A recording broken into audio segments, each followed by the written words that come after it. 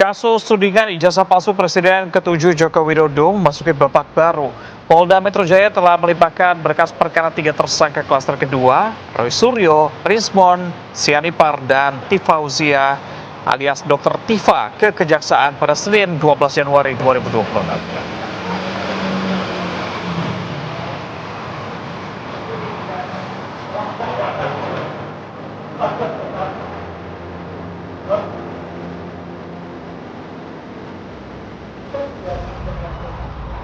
Kasus dugaan pidana yang menyeret komika Panji Pragiwaksono terus menuai perhatian. Tak hanya publik, sejumlah komika tanah air kini angkat bicara. Mereka menyoroti persoalan mens rea yang dinilai krusial ketika materi komedi bisa dipidanakan.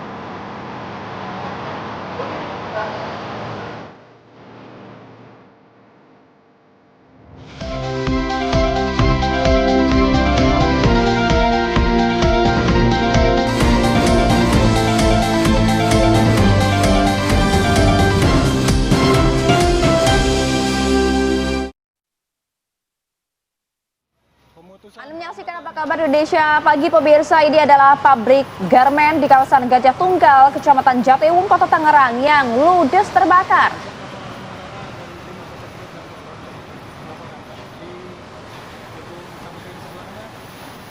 Ya, pemirsa, ini informasi kebakaran yang Anda saksikan saat ini merupakan detik-detik di mana api dengan cepat membesar dan membakar bangunan serta bahan material yang ada di lokasi.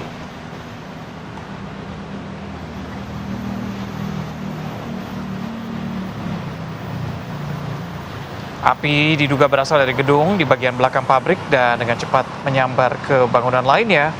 Api pun terus merambat ke seluruh bagian pabrik, mulai dari area produksi hingga finishing produksi, sebelum akhirnya membesar dan membakar bangunan utama. Hingga malam tadi, petugas masih berjibaku berusaha untuk memadamkan api.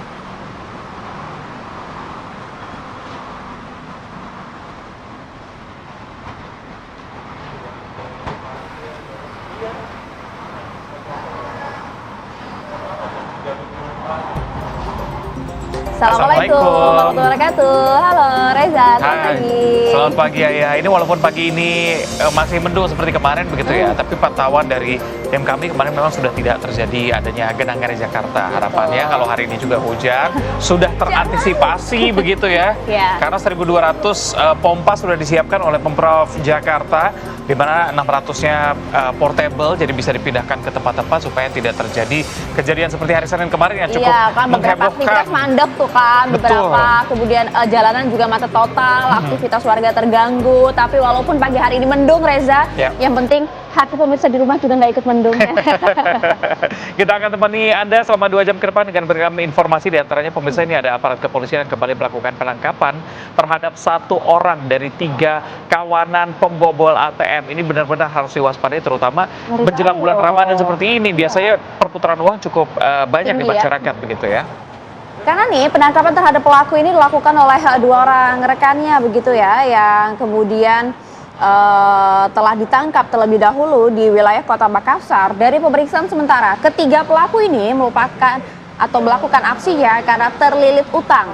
Sebelumnya, kasus pembobolan ATM milik Bank Sulselbar ini juga terjadi di wilayah Bungoro di Pangkep pada 18 November 2025. Para pelaku membobol dengan cara mengelas dan juga membakar ATM, hingga pihak Bank Sulselbar menderita kerugian sebesar 120 juta rupiah. Baru saja kemarin ya kita informasikan video viral pembobolan ATM dengan metode dilas tersebut ya. Tapi hari ini kemudian polisi berhasil menangkap pelaku. Sementara itu pemirsa, seorang pemuda ini tertangkap warga saat mencuri sepeda motor di Pasar Parung Panjang, Kabupaten Bogor, Jawa Barat. Iya, jadi pelaku ini ditangkap saat keluar dari pasar dengan membawa sepeda motor hasil curian.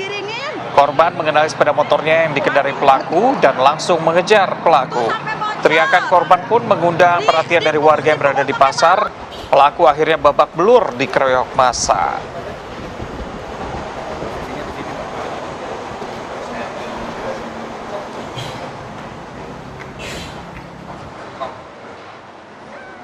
Masih dari Jawa Barat, Aduh. pemirsa, ini seorang pria di Garut, Jawa Barat babak belur dihajar massa setelah merampas ponsel milik bocah yang sedang dimainkan. Ya ini kalau kita lihat ya, videonya memang cukup dramatis ya, bagaimana memperlihatkan aksi kejar-kejaran antara warga sekitar dan juga pelaku perampasan handphone milik bocah SD tersebut. Jadi warga yang mendengar teriakan maling tentu langsung mengejar pelaku yang kerap mengamen di lokasi ini. Tak hanya warga sekitar, pengendara lain yang melintas pun juga nampaknya ikut kesal ya, dan juga turut menghajar pelaku tersebut. Beruntung pria ini belum diketahui pria yang belum diketahui identitasnya itu juga langsung dibawa ke markas Koramil. Dan sekali lagi kami ingatkan, memang kekesalan tentu ada ya, tapi kan main hakim sendiri juga tidak dibenarkan. Betul. Langsung hubungi saja pihak berwajib gitu ya, untuk kemudian diproses secara hukum.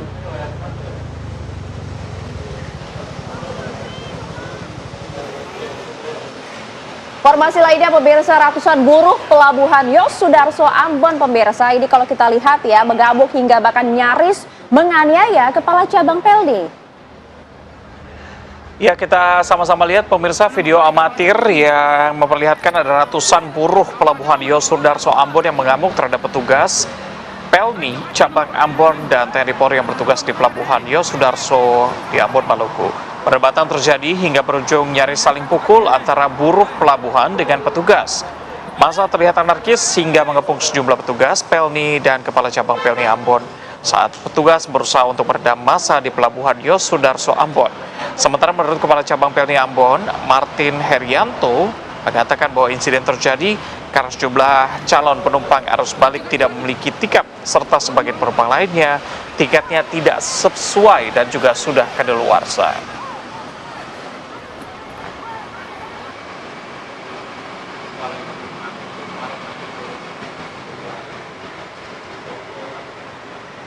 Kita kabar lainnya pemirsa, ini seorang oknum ASN Kementerian Agama tepatnya di Sulawesi Barat. Ini ternyata tertangkap saat melakukan pesta narkoba. Wah, ini sih banyak yang berkomentar ya, ini parah nih, tidak sesuai dengan apa yang dilakukan ya, gimana polisi menangkap pelaku bersama dua orang wanita yang juga ikut berpesta narkoba. Polisi menyita mobil dinas Kementerian Agama yang dipakai saat pesta narkoba. Barang buktinya ada 4 paket narkoba di lokasi pesta, jadi nggak bisa mengelak lagi ya. Selain kemudian diketahui melakukan pesta, barang bukti narkoba juga turut disita. Bahkan polisi juga menemukan ada 5 lagi paket sabu yang kemudian ditemukan saat menggeledah rumah tersangka.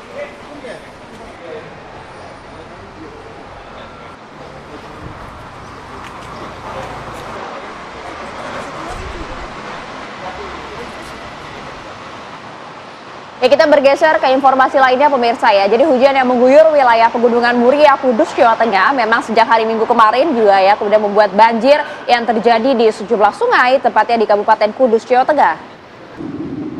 Jadi pemirsa, ini derasnya arus sempat menghanyutkan mobil milik warga akibat banjir bandang yang terjadi di sejumlah sungai di Kudus, Jawa Tengah.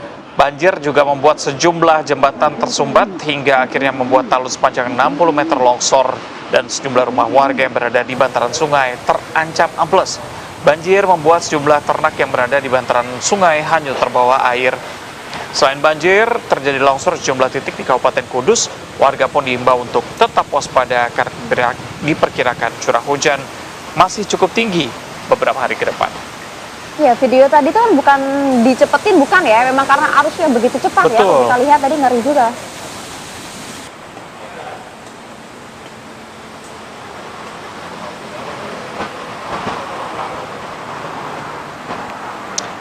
Tidak hanya di Kudus, Jawa Tengah, pemirsa, ini banjir juga terjadi di wilayah Kabupaten Bekasi, Jawa Barat karena diguyur hujan dengan intensitas tinggi, sejumlah wilayah terendam banjir. Ya, tak hanya mengganggu aktivitas warga ya, kalau banjirnya kondisi seperti ini nih, karena banjir juga merendam sekolah dasar hingga aktivitas belajar mengajar juga akhirnya terpaksa diliburkan. Pemerintah daerah Kabupaten Bekasi dan BPBD Kabupaten Bekasi meninjau langsung wilayah yang terdampak banjir. Tentunya ya harapan warga begitu ya, banjir bisa segera surut agar mereka juga bisa dapat beraktivitas kembali. Para siswa juga bisa menikmati lagi proses belajar mengajar ya. Bisa dilihat kondisi di dalam ruangan pun jadi seperti ini ya, karena kemudian terjangan banjir yang cukup tinggi.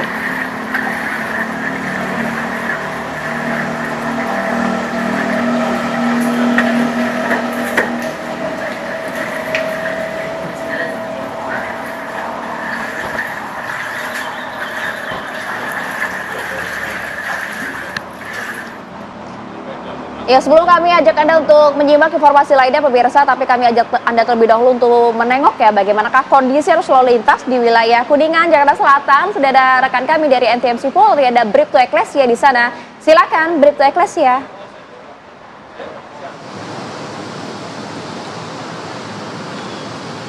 Baik, terima kasih Maria dan Reza. Selamat pagi pemirsa, bersama kami dari NTMC Korlantas Polri akan menginformasikan situasi arus lalu lintas langsung dari kawasan Simpang Kuningan, Jakarta Selatan. Dapat kita lihat bersama seperti yang sudah tampak di layar kaca Anda, situasi arus lalu lintas pada pagi hari ini tampak cukup ramai dari berbagai arahnya, yakni dari arah Pancoran yang akan menuju ke arah Kuningan. Pada pagi hari ini tampak cukup ramai dan ketersedatan terjadi jelang antrian traffic light di kawasan ini. Selepasnya kendaraan dapat melaju dengan kecepatan normal. Kami berterima kasih kepada seluruh pengendara yang tetap berhenti di belakang garis stop pada saat mengantri jelang traffic light. Dan untuk situasi arus lalu lintas selanjutnya dari arah Gatot Subroto ataupun Semanggi yang akan menuju ke arah Pancoran maupun Cawang juga tampak cukup ramai dan mengalami ketersedatan jelang antrian traffic light, namun selepasnya kendaraan dapat melaju dengan kecepatan normal.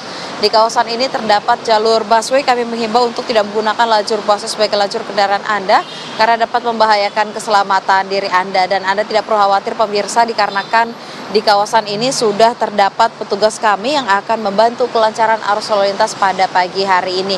Dan bagi pejalan kaki yang melintas di kawasan ini untuk tetap berhati-hati pada saat Anda sedang menyeberang jalan dan dapat menggunakan zebra cross maupun jembatan penyeberangan orang yang telah tersedia.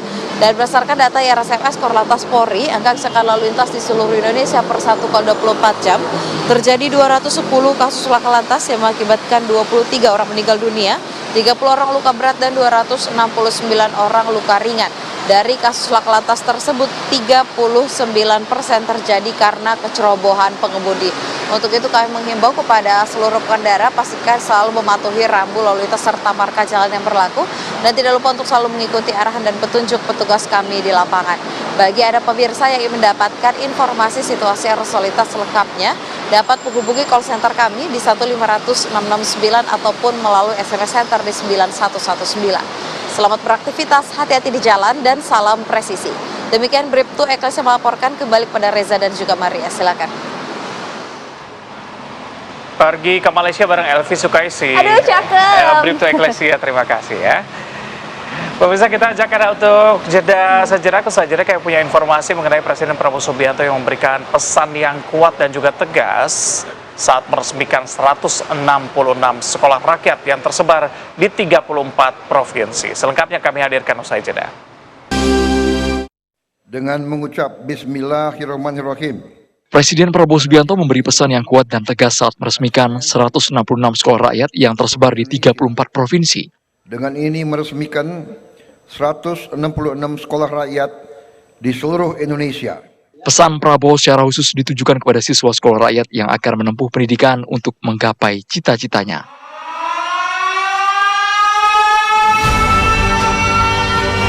Presiden Prabowo menyebut lebih menghormati pemulung dibandingkan para koruptor sehingga para siswa tidak perlu malu dengan latar belakang orang tua mereka.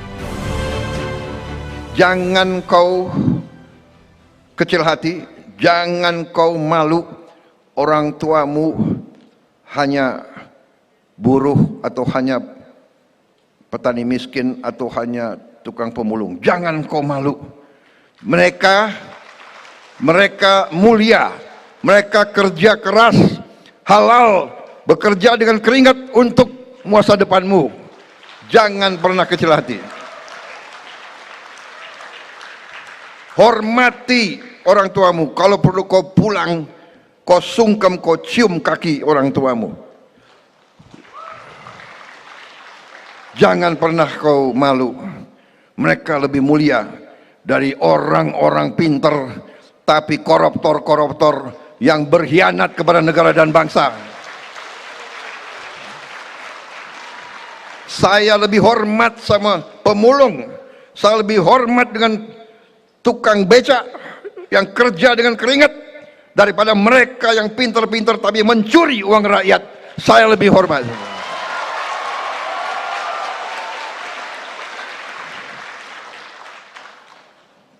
Karena presiden ya saya boleh bicara, ya kan?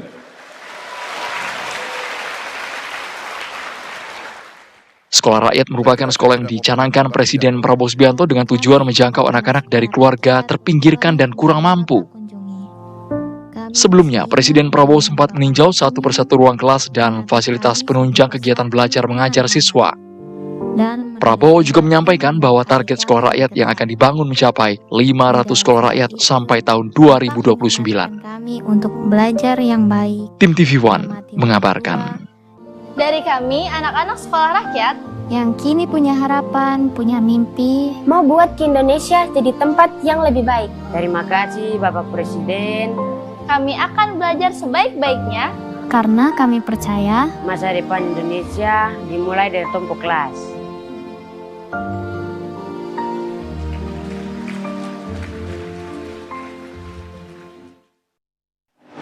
Ya, sementara itu pemirsa, Presiden Prabowo meresmikan SMA Taruna Nusantara Kampus Malang, Jawa Timur. Ya, sekolah ini dibangun untuk mencetak generasi muda yang unggul dalam membangun bangsa. Presiden meresmikan SMA Taruna di Malang yang merupakan bagian dari SMA Taruna Nusantara di Magelang, Jawa Tengah. Presiden mengungkapkan pembangunan sekolah bertujuan untuk mencari anak bangsa yang memiliki kapasitas akademis yang unggul untuk dibina, diberi kesempatan yang terbaik sehingga dapat meraih ilmu pengetahuan dengan cepat, serta menjadi kader bangsa yang berguna.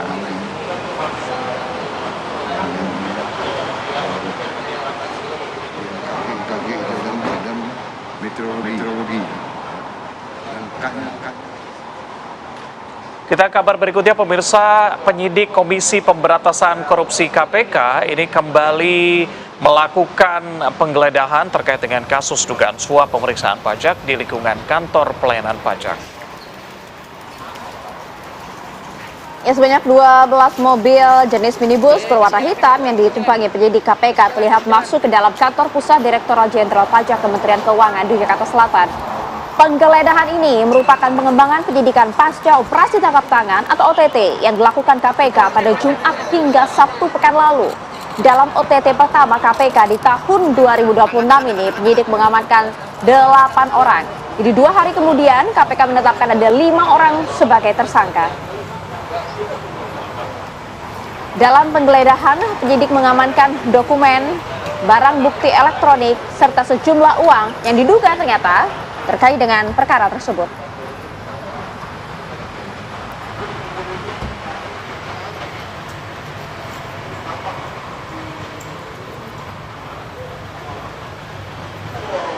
Ya, kita beralih ke informasi olahraga, pemirsa. PSSI resmi memperkenalkan John Herdman ya sebagai kepala pelatih baru tim nasional Indonesia kepada publik. Jadi dalam waktu dekat begitu ya, Herdman kemudian akan langsung melakukan analisanya dan juga kemudian memahami bagaimana permasalahan dan juga menyusun program di timnas. PSSI resmi memperkenalkan John Herdman sebagai kepala pelatih baru Timnas Senior Indonesia dalam sesi konferensi pers yang digelar di sebuah hotel di Jakarta. Perkenalan Herdman digelar setelah sempat ditunda 1 hari. Pelatih asal Inggris ini didapuk untuk menahkodai skuad Garuda menggantikan posisi yang sebelumnya ditinggalkan Patrick Kluivert. Dalam perkenalan perdananya, Herdman memaparkan sejumlah visi besar dan langkah strategis yang akan diambil untuk membangkitkan performa timnas setelah gagal di kualifikasi Piala Dunia 2026. Dalam waktu dekat, Herdman akan melakukan pendekatan personal kepada para pemain, duduk bersama dengan para punggawa skuad Garuda guna mengevaluasi penyebab kegagalan di kualifikasi Piala Dunia 2026. Sementara di komposisi pemain, Herdman akan memaksimalkan potensi yang ada, baik pemain lokal maupun diaspora yang pernah membela timnas. Kedepan, Herdman akan melakukan scouting, mencari pemain baru dari talenta-talenta lokal untuk bisa bergabung dengan skuad Garuda. And Indonesia are at a stage where people want to play for this country. And the local players, their passion, their energy, their commitment, that will come through as well. We will, hopefully, in the next few years, find players that we can export to Europe, to those top leagues or internationally. So I will constantly work to find the best players to play for Indonesia. John Hartman dikenal sebagai pelatih yang pernah menorehkan sejarah bersama tim nasional Kanada. Ia sukses membawa Kanada lolos ke Piala Dunia 2022, pencapaian pertama mereka sejak 1986. Hartman juga tercatat sebagai pelatih yang menangani tim nasional putra dan putri Kanada dengan prestasi di ajang Olimpiade dan Piala Dunia. Perkenalan resmi hari ini menjadi langkah awal Hartman sebelum memulai tugasnya menyiapkan timnas menghadapi agenda internasional ke depan. Dari Jakarta, Zinedine Duhan, Ahmad Budiman, TV One mengabarkan.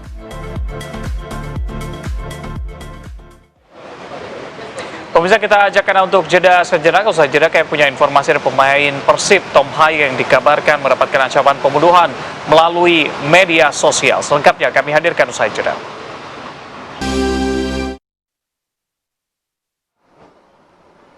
Ya pemirsa, Anda kembali di Apa Kabar Indonesia Pagi pemirsa. Pemain Persib Tom Haye dikabarkan mendapat ancaman pembunuhan melalui media sosial. Menyikapi hal tersebut, Polda Jawa Barat menyampaikan pernyataan resmi terkait perkembangan dan langkah kepolisian. Jadi pemirsa, ini pemain Persib Tom Haye dan keluarganya mendapatkan ancaman pembunuhan. Pertama kali diungkapkan Tom Haye melalui media sosial. Pihak kepolisian menyebut telah melakukan pemantauan terhadap berbagai platform media sosial terkait dengan beredarnya informasi dan pernyataan mengenai ancaman tersebut. Namun hingga kini Polda Jawa Barat menegaskan masih belum menerima laporan resmi dari Tom Haye.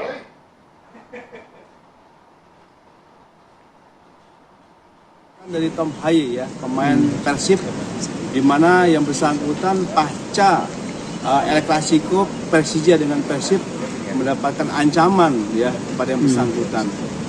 Dan kami juga memonitoring ini ya, berbagai platform dan pernyataan. Namun sampai saat ini kami telah mengecek di beberapa sentra pelayanan kami di kepolisian, baik itu SPKT Polda maupun Polrestabes. Sampai saat ini bersangkutan belum ada informasi untuk melaporkan. Kita ke kabar berikutnya pemirsa, ini aparat kepolisian dari unit Ranmor Polrestabes Palembang meringkus pelaku pencurian kendaraan bermotor dengan cara menyamar menggunakan kostum animasi anak dan juga superhero. Ya, kalau kita lihat ya pemirsa, inilah dia ya aksi dari kedua anggota polisi yang menyamar di mana berpura-pura sempat meminta sumbangan ke rumah warga dengan menggunakan kostum Doraemon, bahkan juga kemudian Spider-Man saat menangkap pelaku pencurian motor di wilayah Palembang. Siapa sangka ya kemudian intelnya nggak lagi jualan bakso ya, nggak lagi jualan siomay, tapi jadi badut dengan kostum Doraemon maupun Spider-Man. Penyamaran dilakukan karena pelaku dikenal licin dan beberapa kali lolos dari sergapan petugas. Jadi pelaku Jody Iskandar yang merupakan residivis kasus pencurian motor ditangkap saat berada di sekitar kediamannya. Upaya penangkapan mendapat perlawanan dari pelaku sehingga polisi harus mengambil tindakan tegas terukur. Dari penangkapan tersebut, polisi menyita barang bukti berupa 1 unit motor dan sepeda listrik serta 1 senjata tajam jenis pisau. Menurut polisi, pelaku sudah mencuri sekitar 255 motor, dan juga 55 TKP di wilayah Palembang ya. Jadi kini pelaku telah ditetapkan sebagai tersangka dan terancam hukuman 6 tahun penjara.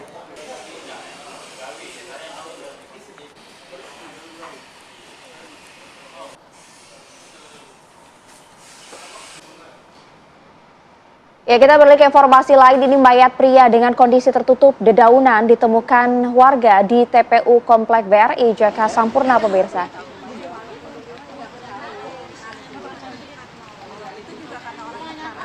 Dari video amatir yang Anda saksikan ini terlihat ada mayat laki-laki dengan umur sekitar 20 tahun ditemukan di antara makam dengan kondisi yang tertutup dedaunan. Diduga mayat yang ditemukan merupakan korban pembunuhan karena terdapat bekas luka di bagian wajah.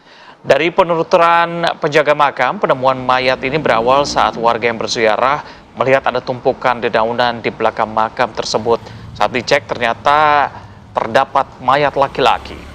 Ciri-ciri jenazah saat ditemukan memakai celana panjang jeans berwarna biru, kaos hitam dengan lengan panjang abu-abu dan memakai kawat gigi. Terdapat pula bekas jeratan ikat pinggang di bagian leher dan wajah yang luka mebar. Mayat tanpa identitas tersebut langsung dievakuasi ke Rumah Sakit Polri Kramat Jati, Jakarta Timur. Kasusnya dalam penyelidikan Polsek Bekasi Barat dan Polres Metro Bekasi Kota bersama dengan Polda Metro Jaya. Bagi pemirsa yang kehilangan anggota keluarganya mungkin bisa menghubungi kepolisian setempat begitu ya untuk kemudian identifikasi, membantu identifikasi jenazah yang ditemukan tanpa identitas ini. Kita kabar berikutnya pemirsa, ini warga Kembangan Jakarta Barat resah dengan adanya aksi begal payudara yang marak terjadi di permukiman rumah mereka. Jadi pemirsa, sasaran kedua pelaku yang memang kerap berboncengan ini ya, tadi Anda lihat di layar kaca, ini merupakan kemudian menyasar anak perempuan di bawah umur. Aksi begal payudara menimpa seorang siswi SMPN di Jalan Haji Sodon, Meruya Selatan, Kembangan, Jakarta Barat. Usai melakukan aksinya, kedua pelaku langsung tancap gas dan juga kabur dari lokasi. Warga tentu resah dengan aksi begal serupa yang juga diketahui pernah juga dialami oleh anak perempuan lainnya yang tidak jauh dari pemukiman mereka. Warga berharap bahwa polisi dapat menangkap kedua pelaku yang tadi kita lihat bersama ya, wajahnya terekam jelas di kamera CCTV.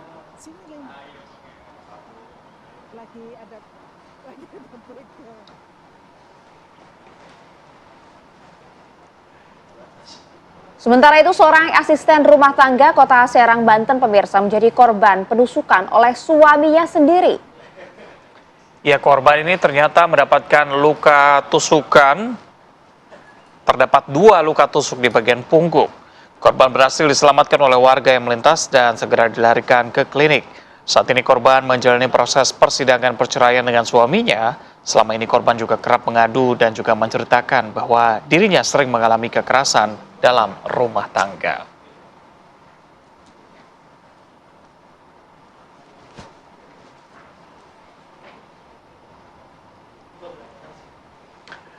Dipicu rasa sakit hati, seorang ibu rumah tangga di Kota Palembang disiram air keras oleh suaminya. Pelaku ditangkap polisi setelah buron selama 3 tahun.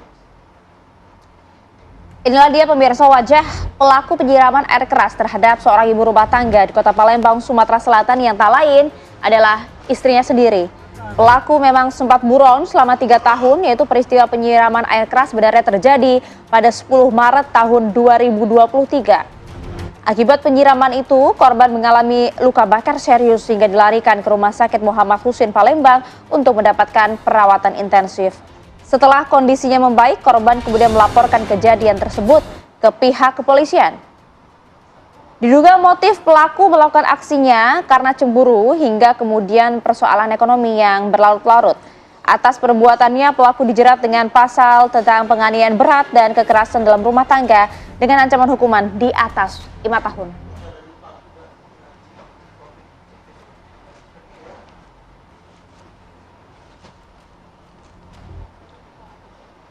Ya, kita tidak ingin menduga-duga ya apa sebenarnya motif utama dari penyiraman suami terhadap istrinya sendiri ini dan juga kemana dirinya pada saat 3 tahun buron itu. Sudah tersambung bersama kami ada Kasubdit PPA dan PPO Polda Sumsel AKBP Rizka Priyanti. Selamat pagi. Selamat pagi, Mbak. Ya, Bu Rizka, mungkin bisa dijelaskan terlebih dahulu, Bu, bagaimana kemudian proses penangkapan pelaku penyiraman air keras ini yang sudah buron selama 3 tahun? Baik, terima kasih.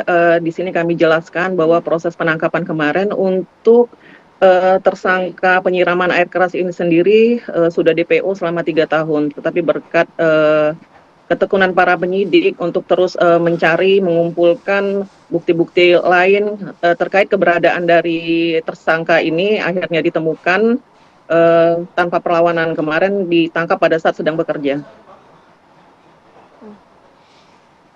Oke, selama 3 tahun ini proses pencarian dari pelaku kan sudah dilakukan begitu. Apakah mendapatkan informasi misalnya pelaku berusaha untuk kabur ke tempat lainnya, ke pulau lain, atau hampir ke luar negeri begitu? Baik, betul sekali. Jadi untuk tersangka ini berpindah-pindah tempat. Kami kemarin kesulitan karena sempat berpindah-pindah dari Pulau Sumatera, kemudian juga sempat ke Lampung, kemudian juga untuk akses komunikasi juga sempat terputus. Jadi tapi kami tetap melakukan pencarian, melakukan penyelidikan, akhirnya ditemukan untuk tersangka ini. Profesinya apa sih, Bu, selama 3 tahun buron dan hingga kemudian ditangkap kemarin? Untuk tersangka ini profesinya buruh. Oke, apakah kemudian sudah diketahui motif dari pelaku tersebut melakukan penyiraman? Karena kalau kita lihat hanya karena kesal semata atau hanya karena cemburu, nampaknya tidak sampai setega ini ya, Bu Rizka. Betul sekali Mbak. Jadi setelah kami dalami untuk motif dari tersangka ini ada berbagai permasalahan. Yang pertama ada motif ekonomi, kemudian juga cemburu, ada sakit hati juga terkait dengan korban. Kemudian juga ditambah lagi ada permasalahan rumah tangga lainnya. Kondisi korban saat ini seperti apa, Bu? Setelah mengetahui akhirnya setelah 3 tahun pelaku ini berhasil ditangkap begitu? Jadi untuk kondisi korban sendiri cukup memprihatinkan. Jadi mengalami luka di sekitar wajah, tangan, kaki, hampir seluruh tubuh yang terkena. Hingga saat ini, Bu Rizka? Baik. Sampai saat ini masih menderita luka tersebut, Bu Rizka? Memang sudah ada pemulihan, tapi untuk cacatnya permanen untuk luka luar. Oke. Setelah mengetahui akhirnya pelaku berhasil diamankan kepolisian, bagaimana kondisinya? Sudah kami informasikan untuk untuk penangkapan tersangka ini, ya alhamdulillah dari pihak dari korban cukup puas ya dengan maksudnya ada upaya yang sampai dengan tertangkap tersangka ini. Oke, kemudian pelaku sudah ditangkap, bagaimana kemudian pasal yang akan disangkakan, Bu, termasuk juga ancaman hukuman terhadap pelaku? Silahkan, Bu Rizka. Baik, untuk tersangka sendiri kami persangkakan untuk kasus penganiayaan dan atau kekerasan dalam rumah tangga sebagaimana dimaksud dalam pasal 351 ayat 2 KUHP, sebagaimana diubah dan ditambah pasal 466 ayat 2 KUHP dan atau pasal 44 ayat 2 Undang-Undang Nomor 23 Tahun 2004 tentang penghapusan kekerasan dalam rumah tangga. Untuk ancaman hukumnya sendiri maksimal 10 tahun. Baik, terima kasih Kasubdit PPA dan PPO Polda Sumatera Selatan, maksud kami AKBP Rizka Priyanti sudah bergabung bersama kami pagi ini. Terima kasih banyak, Assalamualaikum. Baik, terima kasih. Yap. Pemirsa, kami akan jeda dulu sejenak, kami ajak Anda langsung masuk ke dialog kami. Pemirsa, di mana kita tahu kasus tudingan ijazah palsu terhadap Joko Widodo kan sudah berangsur lama. Tapi ada babak baru nih, di mana Polda Metro Jaya kemudian langsung melimpahkan ya 3 tersangka klaster kedua yaitu Roy Suryo CS ke Kejaksaan. Akan seperti apa kemudian nanti jalannya proses hukum ini? Sesaat lagi kami hadirkan untuk Anda diskusinya.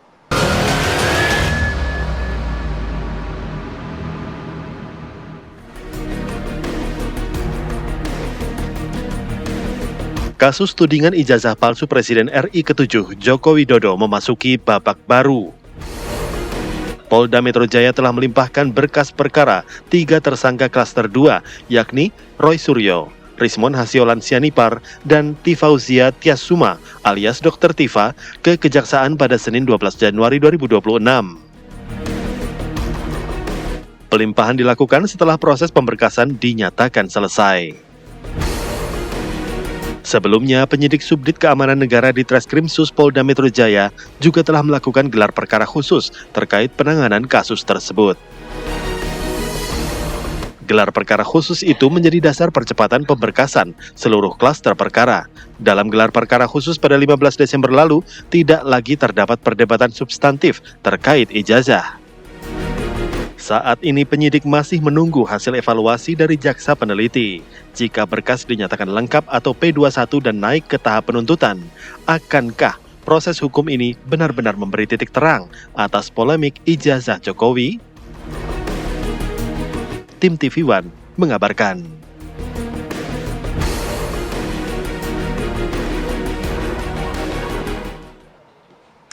Seperti yang tadi Maria bilang bahwa kita lagi-lagi memasuki babak baru lagi, di mana memang berkasnya katanya sudah dipersiapkan dan juga akan diberikan ke Kejaksaan. Lalu bagaimana sebenarnya jalan dari kasus ini? Apakah memang sudah siap semuanya untuk menuju ke persidangan, dan juga publik juga akan, kemarin sudah ada keputusan juga untuk bahwa ijazah ini boleh dilihat oleh publik. Oh iya, yang dari Majelis Komisi Informasi kan. Lagi belakang ini udah tahun baru nih, ini udah lewat tahun nih, 2026 nih ya.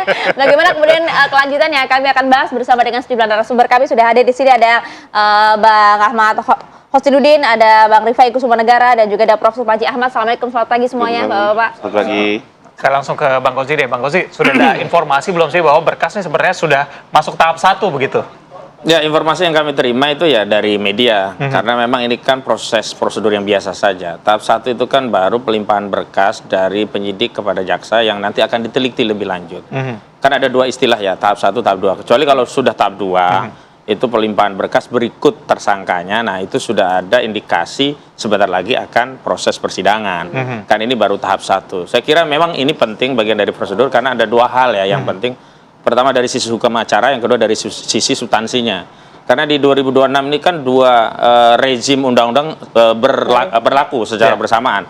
KUHP-nya ya, Undang-Undang Nomor 20/2025 berlaku per 2 Januari. Sementara KUHP-nya Undang-Undang Nomor 1 2023 3 tahun ada jeda dan juga berlaku per 2 Januari. Saya kira memang nanti akan penting di sini untuk diberi petunjuk lebih lanjut. Pertama terkait hukum acaranya, apa saja yang harus dilengkapi, karena prosedur acara yang baru kan ada beberapa hal yang berbeda. Misalnya kemarin memang ada yang mengajukan restoratif justice, tentu penyelesaiannya kan harus dengan penyelesaian KUHP yang baru.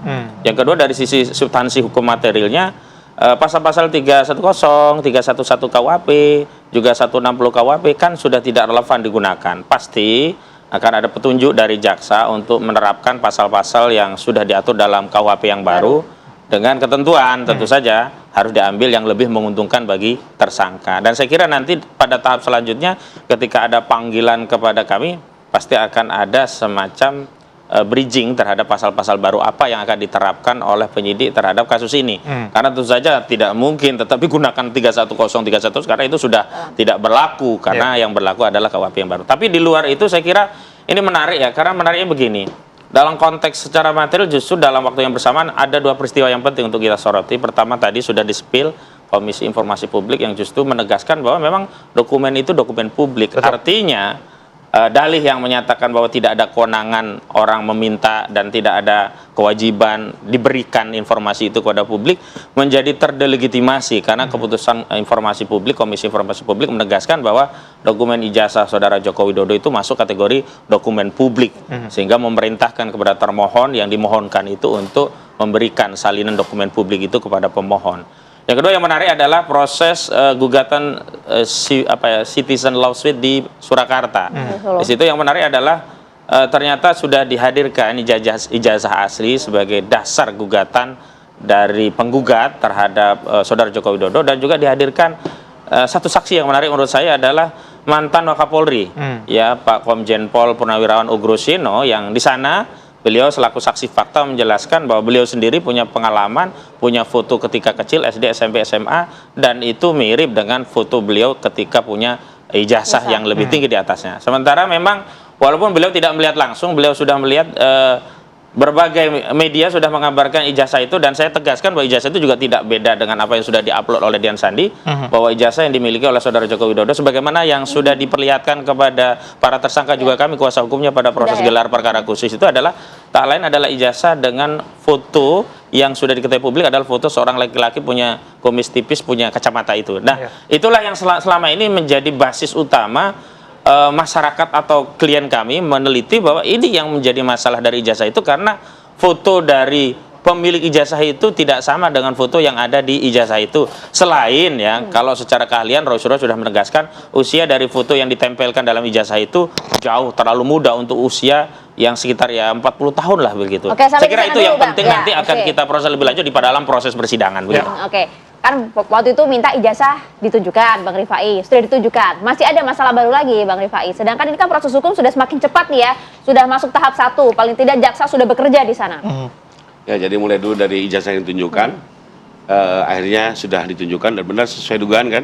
Sekalipun ditunjukkan pasti ada isu-isu baru yang dilempar.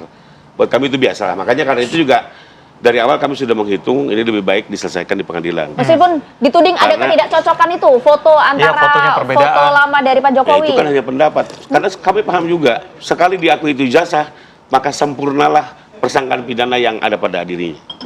Jadi kembali lagi ya, kalau dia mengaku ini ijazah asli, fitnahnya terbukti.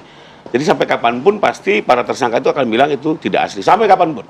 Agar terbebas dari pasal. Jadi kami mengertilah dengan dalil-dalil yang dilempar ya. Siapa buktikan juga ya foto-foto itu ya, Bang Rifai? Soal foto-foto saya kadang suka geli-geli sendiri gitu ya. Karena ramai tuh. Bagaimana kita, sebenarnya gini deh, gampang aja. 30 tahun yang lalu siapa yang tahu foto itu adalah foto Mbak? Masa orang TV One di sekitar sini bisa melihat itu foto Mbak atau bukan? Yang paling tahu adalah orang yang hidup di saat itu. Ada saksi-saksi di sekitar. Saksi-saksi fakta bahwa betul Pak Jokowi di tahun 85 wajahnya seperti itu. Itu kan yang paling logis.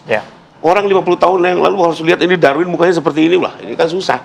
Dan juga nggak ada aplikasi yang teruji secara forensik. Tapi biarlah, ini kan dinamika persidangan. Harus membela diri gitu ya. Yang pasti kami terus mengikuti proses hukum ini, tidak reaktif. Dan kemarin juga good news-nya ya. Jadi saya jujur aja agak salut ya dengan Pak Jokowi, ternyata beliau konsisten. Karena statement terakhir adalah sekalipun dimaafkan hukum jalan terus.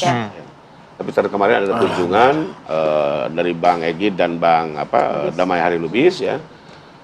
Dan ternyata dari perbincangan itu ya sekitar sejam lebih, sejam setengah bahkan. Dari setengah 4 sampai setengah 5 sampai jam 6 ditutup maghrib.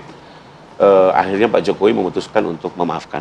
Ini sesuatu yang kami juga cukup surprise ya, beliau begitu legowo. Padahal Bang Egy ini dengan beliau ini udah lama, bukan baru kemarin ya. Sejak 2022 menggugat gitu ya. Dengan segala upaya advokasi dan segala macamnya. Begitu juga pembicaraan di media selama juga Bang Egy cukup menyerang. Dimaafkan ini konteksnya apa nih? Ya dimaafkan dalam arti bahwa persoalan-persoalan yang selama timbul, mereka sudah saling memaafkan ya. Dan kami pun juga kemarin dapat amanah dari Pak Syarif untuk melihat secara hukum dengan pemaafkan di Solo ini, apakah ada kemungkinan dampak hukum yang meringankan kedua tersangka ya. Dan kami sekarang sedang mengkaji antara beberapa pilihan yang ada, termasuk berkoordinasi juga dengan pihak Polda yang mungkin, karena kembali lagi kalaupun dia RG misalnya gitu ya, ini kan ada 3 pilihan, RG, plea bergen atau saksi mahkota. Ini semua harus sepersetujuan dari aparat terkait dan nanti kita akan masuk ke sana lebih dalam Bang. Tapi terkait dengan putusan Komisi Informasi Pusat Bang, tanggapan Pak Jokowi sendiri? Kita kan ada masalah gitu ya, karena itu bukan kami. Ya, tapi kalau kami tidak berikan. Ya karena kembali lagi kami merasa kalau Pak Jokowi kan sudah menjadi warga biasa, bukan pejabat publik, tidak ada kewajiban untuk menyerahkan. Bahwa beliau mendapatkan itu dari KPU, Kemendikbud, silakan saja, itu data terbuka kok. Ya. Bahwa instansi yang terkait juga sebelumnya menolak ya mungkin juga mereka punya kepentingan, punya argumentasi. Jadi itu sih nggak ada masalah, karena kembali lagi buat kita sih senang-senang saja. Justru kalau tidak ada ijazah legalisir di KPU kita ngeri dong. Berarti persyaratan tidak perlu. Justru kalau ada berarti apa? Selama ini Pak Jokowi mengikuti semua prosedur dengan baik, bahwa ada ijazahnya dan sudah legalisir. Legalisir itu apa sih artinya? Keaslian dari institusi yang menyerahkan. Bahwa kemarin mungkin agak dengan institusi, ya saya nggak ngerti juga ya. Mungkin cara approach-nya yang kurang pas, sehingga mungkin KPU juga tidak memberikan. Tapi biarlah itu dinamika yang bagus ya.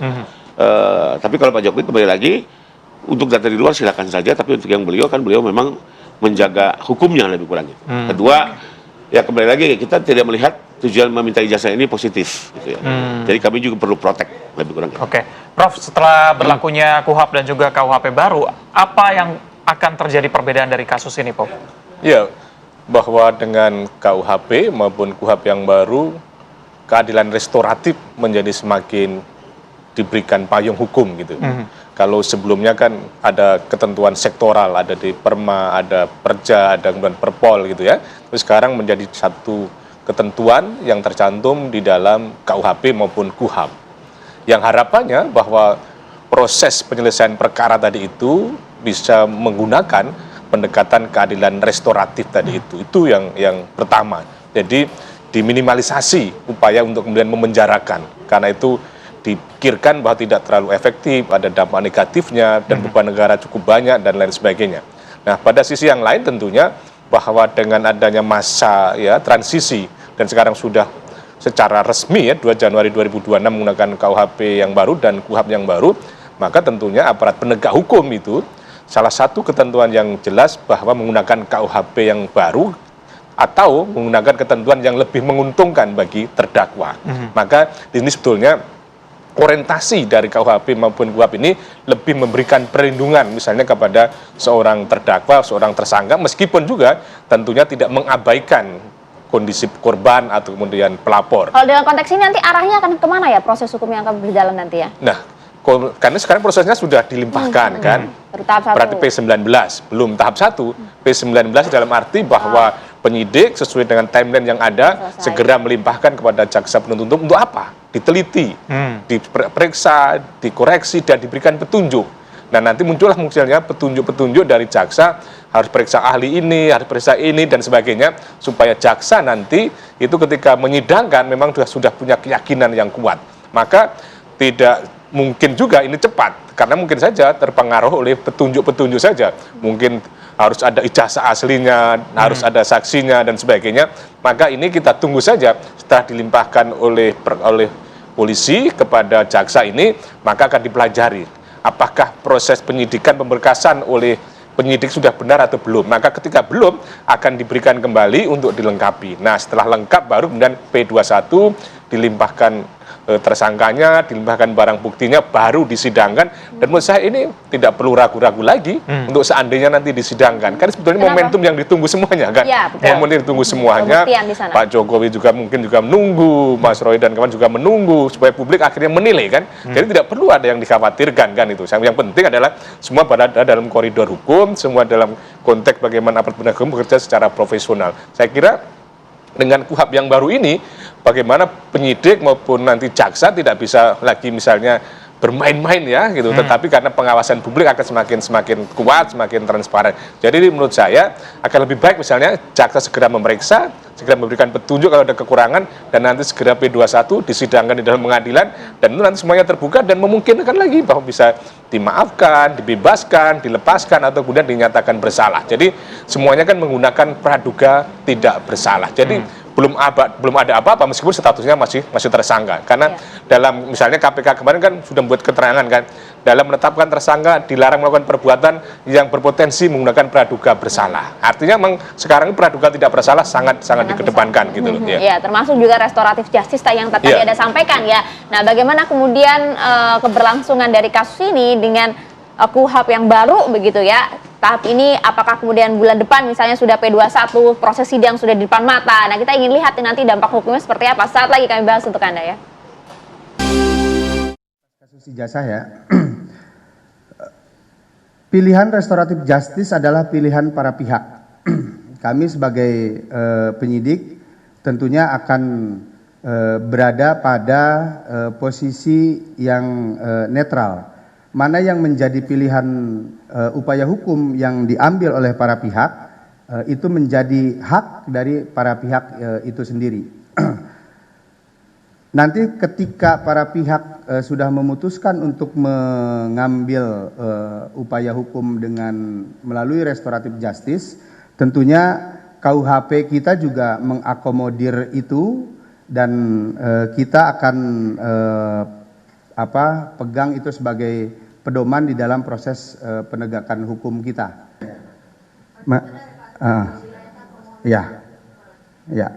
Kemudian yang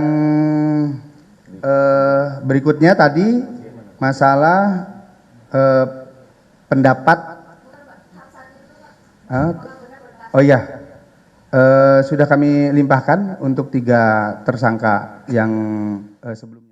Ya, seperti yang disampaikan oleh Kombes Iman ya, tadi juga disinggung oleh Prof. Supardi gitu. Memang dalam KUHP kita yang baru ini memang RJ restoratif justice kan diakomodir gitu ya.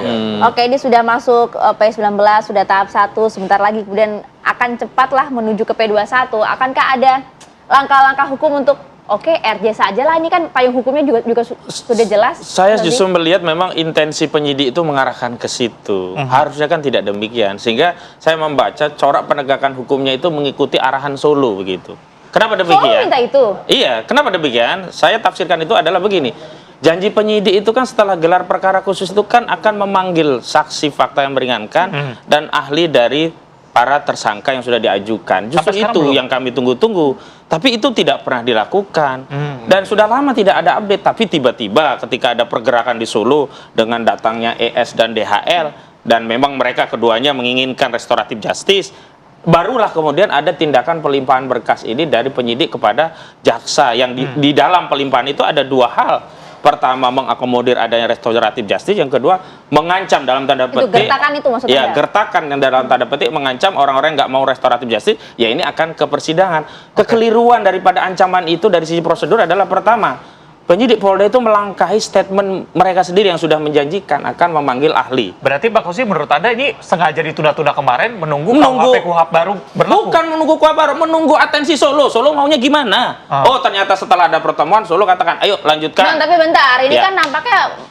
jadi menuding bahwa polisi ini bekerja tidak sesuai dengan prosedurnya. Tadi parameternya jelas. Kalau dia sesuai prosedur, harusnya komitmen yang pertama adalah pemanggilan saksi dan ahli yang meringankan sesuai dengan hasil gelar perkara khusus. Itu belum ya? Belum sampai hari ini begitu loh. Kok tiba-tiba setelah ada peristiwa Solo langsung dilimpahkan, seolah-olah biarinlah limpahan dulu. Toh nantinya juga akan ada petunjuk dari jaksa, apalagi berlakunya KUHP dan KUHP yang baru, tidak mungkin juga kita tahan di penyidikan akan lengkap, akan selalu ada petunjuk jaksa, apalagi menggunakan pasal yang pasti akan berubah. Jadi saya melihat memang ada corak ya Solo yang mengagitasi proses penegakan hukum sehingga tidak lagi mengikuti apa yang sebelumnya sudah dikomitmenkan oleh penyidik Polda. Kalau menurut Anda, dugaan Anda nih? Nah, yang pertama, disimpangi tahapannya. Yang tadinya akan memanggil ahli yang meringankan, saksi yang meringankan. Yang kedua, kenapa itu segera di follow up setelah ada kunjungan ES dan DHL ke Solo yang mereka minta restoratif, seolah-olah itu sudah dipenuhi dengan adanya permaafan, lu proses secara hukum. Kenapa? Karena Jokowi menyatakan secara permaafan sudah diberikan, tetapi perkara proses hukum. Dan proses hukum untuk bisa lepas nggak cukup dengan maaf Jokowi, dia harus mengajukan restoratif justice. Dan restoratif justice itu nanti akan dijadikan sarana untuk memecah belah. Kubu yang mau minta maaf, yang sudah tunduk oleh geng Solo, nanti bisa dilepaskan. Nah, kubu yang ngeyel, yang nggak mau minta maaf, padahal belum jelas kesalahannya apa, belum jelas juga ijazah itu apakah hasil apa palsu, belum ada putusan hukum terkait itu, nah, dibawa ke persidangan. Jadi saya pikir begini ya, strategi pecah belah kubu Jokowi yang dirasakan hari ini oleh kami itu biasa saja bagi kami. Karena begini, sederhana saja, kalau seluruh rakyat saja sudah bisa dipecah belah selama 10 tahun, ada cebong kampret, itu kan di periode Jokowi perpecahan itu. Nah, sekarang apalagi di kubu kami. Tapi sekali lagi kami tegaskan, datangnya Egy Sujana dan saudara Damai Harilubis tidak berpengaruh sedikit pun terhadap komitmen perjuangan Roy Suryo dan kawan-kawan. Justru semakin menegaskan mana hitam, mana putih, mana pejuang, mana pecundang. Tudingannya serius loh, Bang. Ya, kembali lagi itu kan hanya sekedar pendapat ya. Nggak direspon dulu, Bang. Kembali lagi tidak mungkin lah Pak Jokowi mengagitasi penyidikan, gimana caranya ya. Pak Jokowi sudah jadi warga negara biasa. Bahwa sebagai pelapor ada kepentingan mungkin, tapi tidak mungkin melakukan direction itu sangat. Dan kami sudah tahu dari awal kok bahwa kami dapat informasi bahwa bulan Januari itu memang pelimpahan. Justru kami juga bertanya pada penyidik. Bang Koji nggak dikasih? Nggak ada informasi. Kami pelapor harus dapat informasi karena dikenal SP2 surat perkembangan hasil penyidikan itu secara tertulis. Justru yang kami tanyakan adalah lebih kurang ini kok ahli nggak muncul-muncul, saksi nggak muncul-muncul. Padahal yang punya kepentingan kan para tersangka. Dari sejak penahanan loh, janji akan mengajukan sudah kita kirim loh surat resminya, nama-namanya lengkap, ahli pidana 2, ahli ITE sudah ada, ahli bahasa sudah ada. Yang punya kepentingan yang mengajukan. Sudah kami kirim. Sudah kita kirim, datang. Kalau perlu tiap hari. Kalau saya jadi lawyer saya tiap hari. Oh, udah ada janji, karena sudah ada janji akan mau dipanggil. Kami komitmen menghargai janji dari penyidik Polda. Ahli-ahli kami dipanggil, tiba-tiba pelimpahan. Ini. Ya baru itu silakan. Nah itu kan tugas profesi masing-masing, selesaikan. Jangan dilimpahkan persoalan itu ke kami. Kami nggak ada urusannya di situ. Kalau kami tugas kami adalah kehadiran di Solo, tiba-tiba ada pelimpahan, itu kecurigaan dari Bang. Dari awal kami, yang tadi saya bilang, kami sudah tahu di bulan Januari, mereka sudah ada namanya rendik. Di bulan Januari itu akan ada pelimpahan untuk mulai dipelajari. Bahkan kami mendesakkan dari Desember. Belum siap katanya gitu kan. Nah, lalu kita juga mana tahu Bang Egy mau datang, siapa yang tahu gitu ya. Tahu-tahu beliau datang, memang diakomodir difasilitasi teman-teman Rejo datang. Kami juga pasti kekabari di Jakarta udah nggak mungkin berangkat gitu ya. Itu mendadak sekali kan. Kalau kami tahu kan kami dampingi karena di situ ada pengacara juga Bu Neti gitu ya. Harusnya sama pengacara di situ. Ada polisi aktif juga info di sana. Ada 2 polisi aktif yang kami terima. Saya terima notulin tidak ada polisi aktif. Bahwa sebelumnya datang saya nggak tahu. Tapi kalau notulin yang saya baca apa hasil pertemuan dan itu secara protokoler notulinnya. ada permintaan maaf, ada dimaafkan gitu ya. Lalu ada mencoba mencari penyelesaian secara hukum Ada seperti apa permintaan dampaknya. maaf ya, kalau kata Mas Roy kan nggak ada tuh. Ya silakan aja kalau gitu ke sana mau ngapain? Mau makan rujak bersama atau gimana kan gitu. Jadi silakan ditafsirkan ya. Tapi buat kami nggak penting. Yang penting ada satu ya, mungkin digarisbawahi bahwa Pak Jokowi begitu legowo memaafkan. Itu nggak gampang loh ya. Mungkin kalau saya sendiri saya nggak maafkan gitu ya. Karena sudah demikian damage ya. Tapi beliau yang awalnya tadi arahan kepada kami lanjutkan ke sidang, tapi beliau langsung memaafkan dan kami cukup terkaget-kaget. Di antara PH pun terjadi perdebatan gitu ya. Loh kok semudah itu gitu kan? Tapi ya kembali lagi kita harus mengutamakan kepentingan klien dan memang secara hukum itu dimungkinkan. Nah kembali ke restoratif itu kan sebenarnya kan keuntungannya bukan keuntungan pelapor loh. Sekalipun itu win-win ya, tapi kembali lagi itu adalah lebih kepada kepentingan tersangka. Jadi nggak ada yang diuntungkan juga. Buat apa juga buat kami gitu. Kalau nggak ada kunjungan juga. Tapi masalah restoratif justice ini kan juga sudah disebut pada saat Komisi Percepatan Reformasi Polri begitu. Itu disebutkan waktu itu di awal bahwa ya kalau bisa. Sebenarnya ini kan tidak lanjut dari kegagalan mediasi, lalu saat sudah ditersangka ditawarkan restoratif. Tapi karena dalam proses mediasi semua menolak, akhirnya restoratif dengan cara mengendap-endap, sembunyi, lalu minta maaf gitu. Tapi bagi kami nggak ada masalah lah. Merasa dihianati. Nggak ada masalah lah bagi kami. Kita kan justru ini mengkonfirmasi Jokowi itu siap memaafkan asal strategi pecah belahnya berhasil. Dan saya katakan untuk saat ini memang berhasil saudara Jokowi memecah belah. Saya mau tambahin sedikit nggak? Kembali ke yang tadi ya. Jadi bahwa RG itu ditawarkan di Komisi Reformasi bukan oleh kami loh ya. Mereka kami pasif. Tapi ternyata Pak Jokowi begitu legowo sekalipun arahan ke kami. Nah, kembali lagi bahwa ini pecah belah, saya nggak sependapat. Jadi memang secara hukum berarti bisa dikuatkan oleh Prof. Ini pilihan. Ini kan tersangka bertanggung jawab pribadi-pribadi. Ini bukan kolektif kolegial. Mereka boleh mengambil RG, mereka boleh menolak RG. Itu hak dari pribadi masing-masing. Bukan karena RG lalu wah tidak kompak. Yang tidak RG wah ini ngelawan terus. Itu hak pribadi masing-masing karena pertanggung jawabannya masing-masing. Dan kami pribadi menghargai semua sikap. Anda mau RG silakan, Anda mau terus membuktikan juga silakan.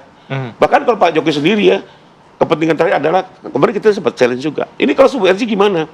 Mas, tetap kami penting untuk ke sidang agar clear soal ijazahnya. Dan berdasarkan kekuatan hukum tetap. Jadi kalau semua RG kan nggak mungkin. Jadi juga menurut saya Pak Jokowi tidak akan setuju kalau semuanya di RG. Karena ada kepentingan utama di situ. Kedua, beliau juga ingin nama baik dipulihkan dan itu hanya bisa melalui pengadilan. Baik. Prof, tadi Anda juga terkaget-kaget begitu ya mengetahui bahwa informasinya saksi yang meringankan dan segala macam sudah diberikan ke pihak kepolisian tapi belum diproses sejauh ini. Justru pelimpahan berkas sudah dilakukan. Ada apa ini, Prof? Ya mungkin ya soal waktu yang belum tepat ya. Mudah-mudahan nanti dalam konteks P19 nanti itu ada petunjuk dari jaksa untuk memberikan kesempatan bagi para tersangka menghadirkan saksi meringankan dan ahli yang meringankan. Itu melompati prosedur nggak sih, Prof? Tadi pertanyaan kalau dari timeline-nya gimana? Kalau menurut saya sih melompati prosedur karena apa? Karena memang sudah diberikan kesempatan, sudah mengajukan, sudah ada permohonan, tapi kalau tidak diberikan kesempatan ada apa kan gitu? Itu kan jadi harus tiap hari nggak? Tadi Bang Rifai bilang tiap hari aja gitu. Ya saya kira kan tiap hari mungkin bisa saja dilakukan kalau seandainya punya waktu untuk itu. Tetapi menurut saya kan tidak perlu seperti itu selama sudah ada kesempatan, sudah ada permohonan dan itu hak bagi seorang tersangka untuk menghadirkan itu. Dan itu sebetulnya teknis saja. Soal nanti bagaimana analisis dari penyidik kan akhirnya kembali alat bukti yang lain. Jadi menurut saya memang sebaiknya segera dipenuhi ya hak dari tersangka, permohonan dari tersangka melalui penasihat hukumnya untuk menghadirkan saksi dan ahli yang meringankan supaya menyempurnakan proses penyidikan ini dan tidak menjadi pertanyaan di dalam persidangan nanti apakah hak tersangka itu dipenuhi karena KUHP yang baru ini justru memberikan perlindungan yang sangat baik kepada para tersangka, kepada pihak-pihak yang misalnya menjadi korban juga dilindungi, tetapi prioritasnya harus ada keseimbangan. Nah, kembali soal keadilan restoratif tadi itu memang yang terpenting adalah bagaimana memulihkan hubungan kedua belah pihak ini tadi itu. Jadi memulihkan hubungan supaya menjadi saling memaafkan, saling berdamai. Tapi nampak-nampaknya Mas Roy dan kawan-kawan tidak akan melakukan itu. Dan Pak Jokowi pun juga sebenarnya tidak akan melakukan itu dalam konteks tertentu supaya apa? Kebenaran material ini menjadi terjawab. Karena nanti Kalau seandainya ini keadilan restoratif masih menjadi misteri lagi, apakah ijazahnya asli atau palsu belum terjawab. Maka sudah bertahun-tahun kita menguras energi supaya mendapatkan kepastian. Lebih baik di dalam persidangan, tetapi sekali lagi semuanya berjalan secara elegan, sesuai hukum acara yang ada. Dan hak kewajibannya juga dipenuhi, hak kewajiban terpenuhi dan menggunakan asas praduga tidak bersalah, dan kemudian semuanya dijalankan secara transparan, secara independen, secara akuntabel. Saya kira ini ada pertunjukan yang baik, pembelajaran bagi masyarakat, bagaimana mempertanggungjawabkan sebuah perbuatan yang telah dilakukan. Gitu. Oke, menarik. Bang Hozi, jadi nggak akan RJ? Enggak lah, dan sejak awal kan narasi damai itu bukan dari terlapor, kan lucu. Selama saya berpraktik jadi pengacara, biasanya inisiatif untuk minta damai itu dari orang yang dilaporkan.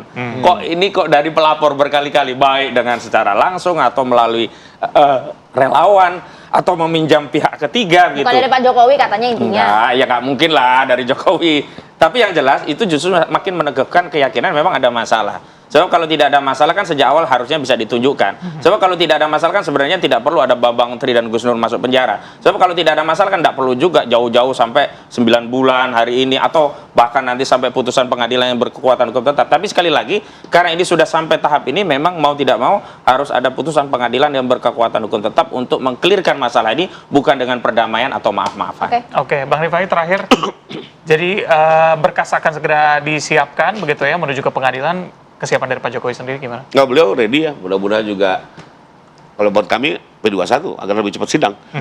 Itu membuktikan juga bahwa kami memang pengen sidang sesuai kepentingan kami. Nggak nunda-nunda bahwa ada beberapa tersangka mau turun dari gerbong kereta api ya kami hargai gitu ya. Pak Jokowi hadir nanti dalam sidang sebagai saksi. Dan Pak Jokowi siap.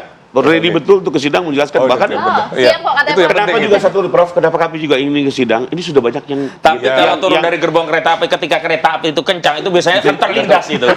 Tapi satu hal yang penting di sini, korban di sini bukan hanya Pak Jokowi. Banyak institusi juga sudah teraduk-aduk, UGM, KPU dan segala macam. Mungkin kalau semua terang menerang juga institusi itu mereka bisa dipendekkan dengan baik. Jadi ini menurut saya ini hal yang paling baik adalah ke sidang, kita semua dukung. Siap hadir, siap menjadi saksi Pak Jokowi. Pasti, kalau itu 100%. Oke, kita tunggu nanti keberlangsungan seperti apa ya. Semoga P21 cepat dan kemudian kita juga bisa melihat bagaimana bukti-bukti dipaparkan dalam persidangan. Terima kasih Prof. Terima kasih Mas Hozi. Terima kasih banyak. Oke, ya, kita jeda dulu nih. Iya, selain berbicara soal ijazah Pak Jokowi yang ramai diperbincangkan publik juga adalah mensrea dari Panji Pragiwaksono ya. Betul. Ini tetap jadi perbincangan sampai komika juga turun tangan mengatakan sebenarnya boleh nggak sih ini kritik terhadap pemerintah dilakukan. Kami akan bahas selengkapnya saja dan tetap bersama kami.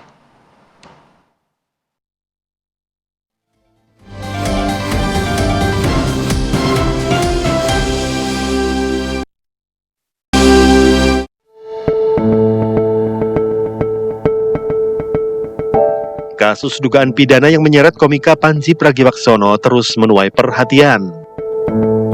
Tidak hanya publik, sejumlah komika tanah air kini angkat bicara. Mereka menyoroti persoalan mens rea yang dinilai krusial ketika materi komedi bisa dipidanakan. Gelombang solidaritas datang dari kalangan komika.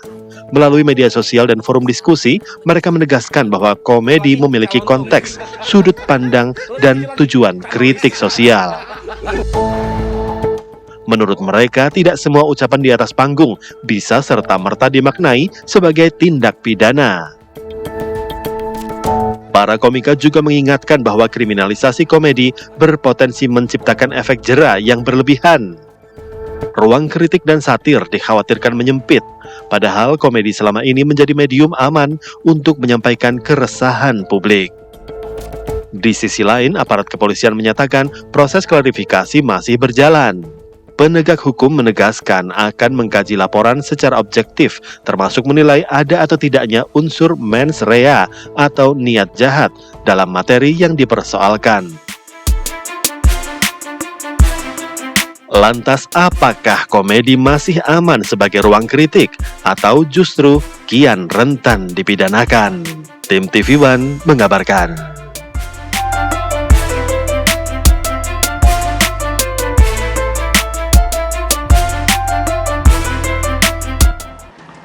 Iya, ini nggak kalah Rame ramai nih. diperbincangkan. Nggak kalah, nggak kelar-kelar. Betul. Pertama tayang di akhir 2025 kemarin, tapi sampai sekarang setiap hari pasti ada perbincangannya, termasuk juga pelaporan ke pihak kepolisian begitu ya. Ini mulai merembet kemana-mana. Yang ditakutkan adalah kritik terhadap pemerintah dan juga ditakutkan efeknya nanti menjadi membungkam komika. Kita langsung hadirkan aja komikanya. Coba langsung di kita sini. hadirkan komikanya di sini, kita mau dengar suaranya langsung gitu ya. Ada Mas Heri Hore, selamat pagi. Selamat pagi.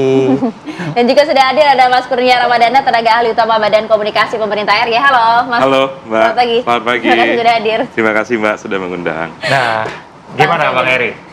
Apa tuh? Tanggapan sebagai komika, teman-teman komika jadi takut gak sih dengan adanya kasus ini? Karena biasa kan kritik pemerintah sudah biasa, bentuknya komedi juga sudah biasa dilakukan. Kalau kita mundur mungkin di 98, 2000-an segala macam biasa kritik melalui lagu begitu. Ini kan modenya saja sudah, media sudah berubah menjadi komedi begitu. Tanggapan teman-teman seperti apa?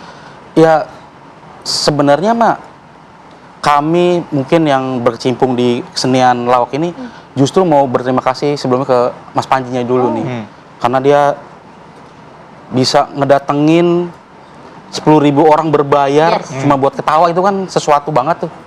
Apalagi timelinenya saat itu setelah Agustus, pasca demo dan segala macam begitu ya. Iya, kayaknya kalau bukan sesuatu tuh nggak mungkin orang datang seberani itu gitu. Mungkin ini bentuk perwakilan dari masyarakat yang mungkin udah muak kali ya dengan keadaan kayak gini gitu. Tapi jadi tidak bisa menyuarakan gitu. Tidak bisa menyuarakan gitu. Justru ini tuh Mas Panji ini sebenarnya kan sedang melakukan namanya kebebasan berpendapat yang mana tuh diatur sama undang-undang gitu. Cuman salahnya kita tuh sebagai masyarakatnya, ada sebagian masyarakat tuh yang memang mungkin belum siap untuk menerima sebuah kejujuran kayaknya. Seolah-olah tuh jujur itu banyak musuh gitu kayaknya. Padahal kalau kita lebih dalam untuk mengamati apa yang disampaikan, kayaknya fakta dah. Itu sudah tersaji juga di lapangan gitu maksudnya. Iya, kayaknya kami sebagai komika kan sebelum berstand up kan harus meriset, mengulik apa yang terjadi. Kayaknya apa yang diomongin sama Mas Panji itu yang udah terjadi, di lapangan gitu. Di lapangan yang udah sering diobrolin, bahkan dijadiin meme gitu. Kalau nggak relate nggak mungkin ketawa penontonnya ya. Iya gitu. Nah itu kenapa penonton ketawa? Kayaknya tuh karena emang relate dah. Kayaknya memang kan salah satu yang bikin ketawa kan persamaan rasa ya. Mungkin apa yang ngomongin Panji, wah iya tuh bener. Gue pengen ngomongin itu loh, cuman gue nggak berani. Nah kalau nggak relate kan nggak bisa ketawa, bingung gitu. Betul, jadi bingung. Iya. Apa nih maksudnya nih gitu. Nah betul itu. Makanya kayaknya kalau kita lihat dari bahasanya Panji, mimik mukanya Panji tuh kayaknya nggak ada unsur kebencian secara formal kayaknya sih.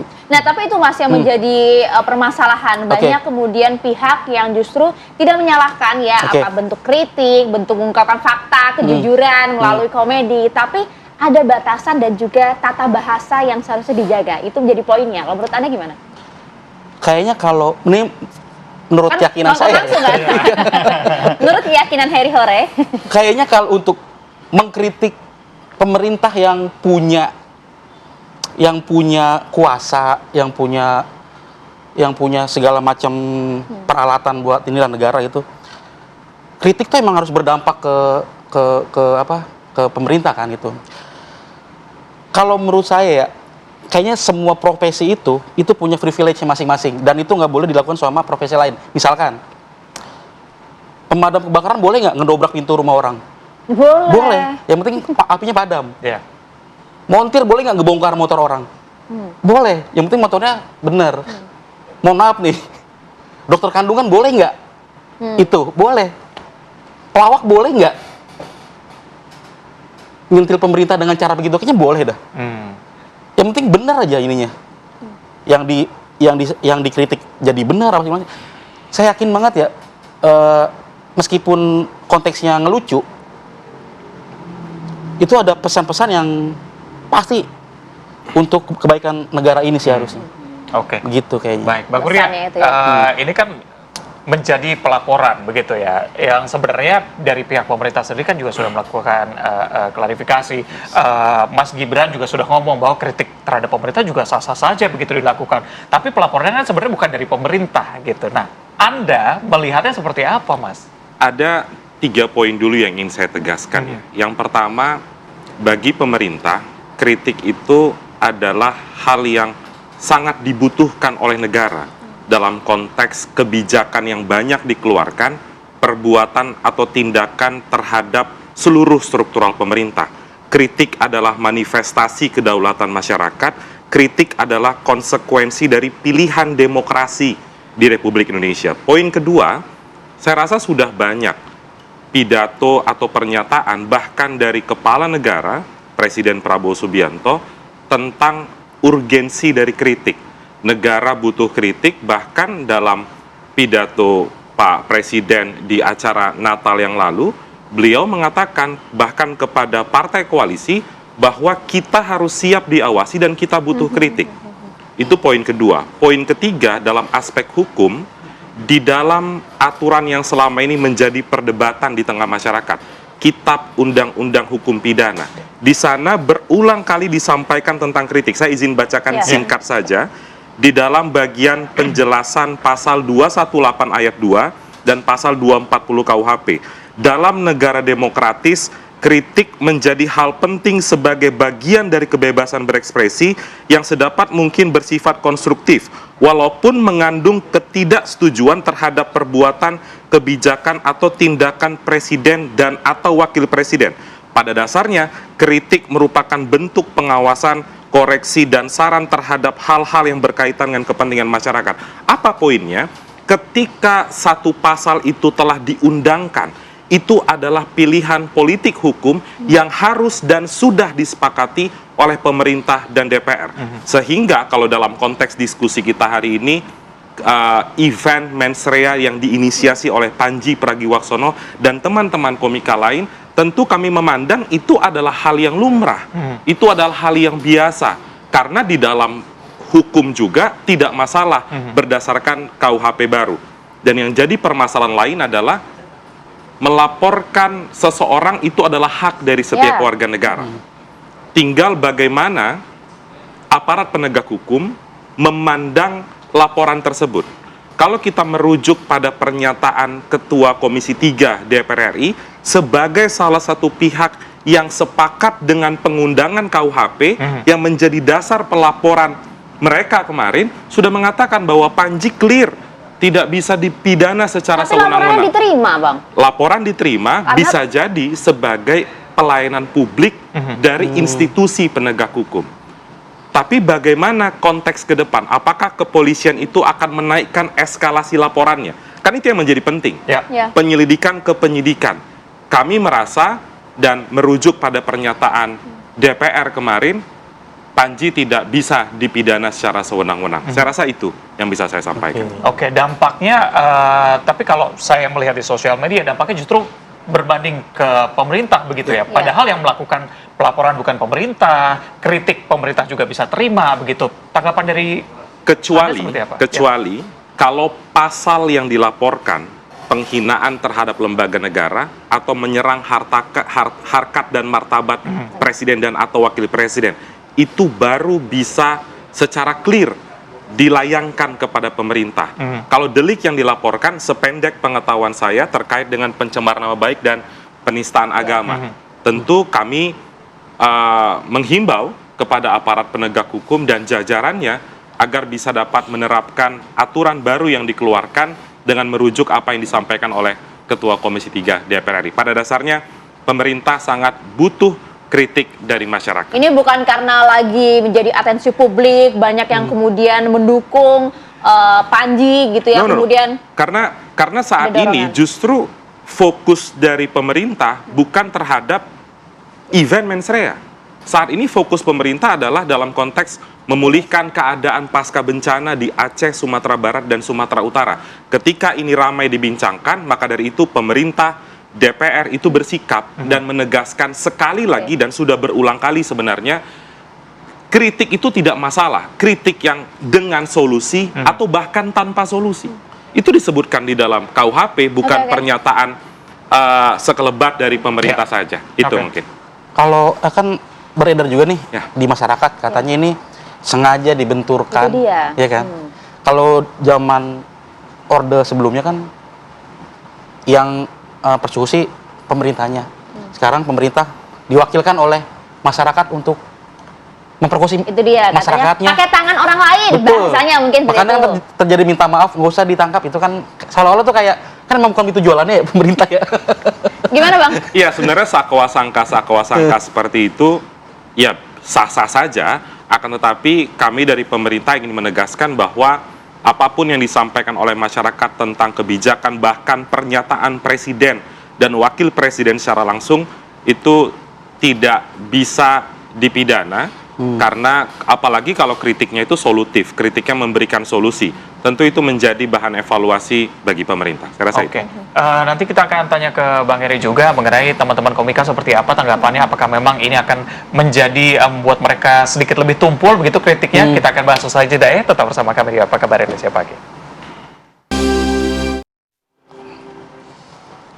Kembali kita lanjutkan dialognya, Bang Heri, gimana? Jadi teman-teman komika tuh jadi lebih tumpul gak sih nanti kritik? Oh tidak, tidak ini, atau nggak mau menyinggung yang lain? Oke, kita sepakat dari pemerintah bisa menerima kritikan katanya, bisa kan? Begitu. Tapi jadi lebih tumpul nggak ke kritik ke tempat yang lain begitu? Ormas mungkin jadi lebih takut atau gimana? Kalau masalah pemerintah ini kan berarti ini terima kasih ke pemerintah dulu kan, maksudnya kita nggak apa-apa nih gitu. Cuman yang jadi masalah kan nih orang-orang yang apa ya, mungkin dalam tanda kutip tidak mengerti gitu. Apalagi ini masalah yang dipermasalahkan adalah tentang body shaming kan. Kalau menurut keyakinan saya juga nih ya, ini masalah body shaming juga agak-agak abu-abu nih. Saya yakin bukan karena body shamingnya kayaknya dah. Pasti karena Gibrannya kayaknya. Karena Gibrannya. Tapi Anda tidak meyakini bahwa body shaming itu ada pada saat kalau memang concern mereka ke body shaming, kemana waktu Pak Bahlil dijadiin meme, dikata-katain nggak ada suara gitu. Cuman ketika ada Mas Gibrannya diginiin, baru rame tuh. Kayaknya bukan body shamingnya dah. Karena ada sosok itunya sih. Kalau gitu berarti Anda mendorong bahwa ini nampaknya ada yang memerintahkan nih untuk gitu. Gimana ya? Mungkin sih kalau jahatnya saya ya, kayaknya nggak mungkin.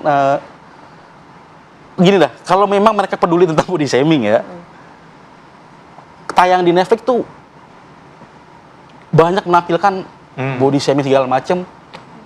Kalau emang body shaming harus dihukum, banyak banget yang harus dihukum tentang body shaming gitu.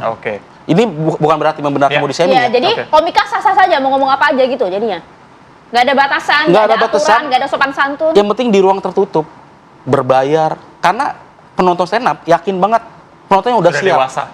Sudah dewasa, sudah siap nonton, sudah siap tertawa, sudah siap bahkan sakit hati udah. Karena yang saya yakin sebagai komika, kayaknya tuh humor komedi itu menentukan kedewasaan warganya kayaknya. Kalau dia udah bisa menertawakan dirinya sendiri, itu udah levelnya udah dewasa tinggi. Udah dewasa banget lah. Kan ada dewasa ada ngetawain orang jatuh, itu masih ya biasalah. Ngetawain keadaan ekonomi. Cuman kalau udah kayaknya Gibran tuh udah sangat-sangat dewasa banget. Makanya kalau dibilang Gibran ngantuk kan udah dewasa, tidur Mas Gibran. Ini nggak takut nih, nanti tiba-tiba ada yang gugat lagi lah Mas Heri. Enggak lah, orang ngantuk mah biasa. Karena kerja terus kan. Kerja gitu terus ya. Bener. Katanya gini, mohon maaf, katanya saya baru dengar katanya kenapa Mas Gibran ngantuk. Kenapa Mas Gibran ngantuk, katanya dia beberapa minggu ini nyetir sendiri. Dengar dari siapa Mas? Gak, saya ngasal dong sih ini. Mas Kurnia, jadi ada aturan nggak sebenarnya? Oke, ini kan ruang komedi, ini seni loh. Seni kan tidak batasannya tuh absurd gitu ya. Tapi apakah kemudian sebagai seorang komika dalam ruang komedi menyampaikan kritiknya, ini boleh ngomong apa aja? Harus ada batasan, sopan santun di sana? Iya, yang jadi perdebatan kemarin kan sebelum saya masuk ke pertanyaan tadi ya, kritik orang-orang terhadap kebijakan hukum beberapa waktu yang lalu, khususnya merujuk pada KUHP, misalnya ketika ada pihak-pihak yang mengatasnamakan pemerintah, seolah-olah merepresentasikan pemerintah yang tersinggung, melaporkan seseorang pencemar nama baik dan diproses hukum. Dan di dalam KUHP baru, ini penting bagi edukasi masyarakat, hal itu tidak mungkin lagi terjadi. Mengapa? Karena di dalam KUHP itu delik aduan absolut. Jadi kalau siapa yang merasa dirugikan, misalnya Presiden Prabowo atau Wakil Presiden Gibran, maka presiden atau wakil presiden yang harus mengadukan secara langsung. Itu clearance pertama pemerintah. Kemudian yang kedua, terkait dengan kritik. Tadi sebenarnya sudah saya sebutkan secara verbal, bunyi dari pasalnya, tidak ada masalah sepanjang bisa, saya rasa semua orang bisa membedakan mana kritik, mana menghina. Tadi bahkan Mas Heri menyampaikan, kita juga kalau stand up riset dulu. Keresahan masyarakat apa? Berarti mereka punya legitimasi sebelum berbicara. Setidaknya legitimasi misalnya mencek dari pemberitaan, dari masukan-masukan masyarakat, itu no problem. Faktanya ada, tapi cara penyampaiannya, Mas? Iya, cara penyampaiannya tidak ada masalah. Aman. Sepanjang tidak, kalau di dalam KUHP, saya merujuk pada KUHP, sepanjang tidak menista dan memfitnah. Kalau menista dan memfitnah, saya rasa juga teman-teman komika paham bahwa itu adalah pidana begitu. Dan di seluruh negara juga mengakui itu adalah perbuatan kejahatan. Tapi sepanjang kritik kebijakan ekonomi, kebijakan hukum, kebijakan sosial, penanganan bencana, itu tidak masalah karena pemerintah memang membutuhkan itu sebagai fungsi check and balance, saya rasa itu. Kalau konteksnya Mas Gibran tadi kasusnya? Iya, kan Mas Gibran juga sudah memberikan pernyataan, dan kalau ekspresi dari pejabat negara ingin mempersoalkan itu, kan mudah sebenarnya. Mas Gibran tinggal datang ke Polda Metro Jaya, tapi apakah itu dilakukan? Kan tidak. Tapi kan khawatiran nanti-nanti kemudian kalau kemudian terjadi lagi tapi ada yang tersinggung kan berarti bisa dong dipidana. Dan itu juga harus dibuktikan lebih lanjut. Apakah kritik itu untuk kepentingan umum atau tidak? Kepentingan umum itu sudah didefinisikan di dalam KUHP, misalnya punya argumentasi keresahan masyarakat, saya rasa itu juga tidak bisa dipidana. Kalau kebijakan pemerintah dan segala macam itu yang boleh dikritik. Kalau khawatirnya ke depan apakah ada pejabat publik yang akan melaporkan, bisa jadi iya, bisa jadi juga tidak. Tapi dalam konteks hari ini yang bisa dipastikan dalam konteks peristiwa mensrea kemarin yang ramai dibincangkan, pemerintah anggap apa yang disampaikan oleh Panji Pragiwaksono itu tergolong kritik dan itu tidak bisa dipidana. Nah, clear tuh di sana. Jadi Mas Heri gimana? Kayaknya kalau ngomongin teknik stand up ya, kayaknya kalau yang digunakan Panji itu adalah, kalau di stand up itu ada namanya teknik big man little problem. Jadi sesuatu yang besar itu ngelakuin yang kecil, atau sesuatu yang kecil itu ngelakuin yang besar. Karena ini kekuasaan sangat besar, itu akan sangat lucu ketika meremehkan hal itu gitu. Ini kekuasaan dengan segala kemegahannya kan lucu banget ketika, mohon maaf, ada wakilnya yang menurut dia hantuk misalkan gitu. Itu kan sebuah ironi banget, itu kayak sebuah ironi ini aja gitu. Jadi bagaimana Panji itu menertawakan kemegahan kekuasaan gitu. Jadinya meskipun sudah diklarifikasi oleh beberapa pihak bahwa kan sebenarnya itu tidak pantas untuk kemudian dijadikan komedi karena itu bagian dari fisik seseorang, ada penyakit juga di situ yang mungkin berpengaruh juga. Mungkin itu kumpulan dari kekesalan beliau ini dari track record sebelumnya, jadi ya ditumpahkan di situ. Sah-sah saja. Jadi menurut Anda sah-sah saja? Kalau aku, karena konteksnya adalah mengedukasi penonton bagaimana kita memilih nih, memilih wakil-wakil kita gimana cara, itu kayaknya kalau konteksnya jelas sah-sah aja sih. Nah, komedi itu begitu gitu ya? Iya, komedi begitu. Dan saya tambahkan sedikit ya, apalagi karena saya nonton juga mensrea Panji itu ketika tayang di Netflix. Saya rasa lebih dari 5 nama pejabat itu disebut oleh Panji. Maka pertanyaannya, apakah nama-nama yang disebut itu ada menyambangi untuk melaporkan Panji ke polisi?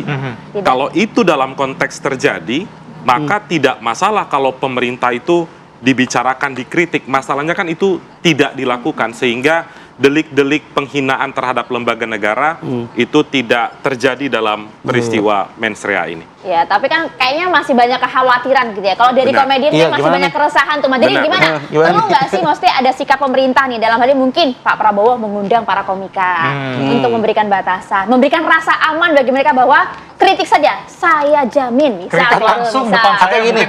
Gitu. Ini bahasan apa yang kira-kira tuh bahaya gitu Nah, perlu nggak pemerintah atau istana mengambil?